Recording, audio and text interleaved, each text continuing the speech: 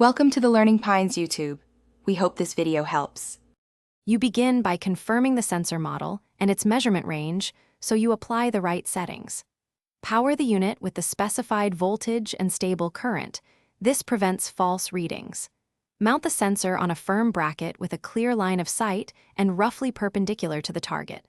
Once done, position the target at a mid-range distance for initial tests and make sure ambient light and reflective surfaces are minimized to reduce interference before you move to setup. You now configure the sensor, select the correct measurement mode, and set averaging and sampling rate to smooth noise while keeping response time acceptable. Adjust focus or aperture if your sensor has optics, because sharp returns give more accurate distance calculations.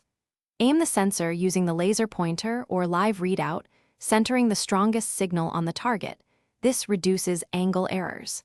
Once the main settings are dialed in, run several quick readings to verify stability and adjust filters or gain as needed.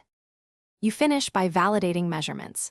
Take multiple samples, calculate the mean and check variance to confirm precision. Record the final sensor settings and environmental conditions so you can reproduce results later, and if you need calibrated accuracy, compare to a known reference distance. If readings are unstable, first recheck power and cabling, then realign the sensor and inspect the target surface for low reflectivity or specular glare. One key troubleshooting tip: replacing a noisy power supply often fixes intermittent errors. Thanks for watching. Consider subscribing if we helped you.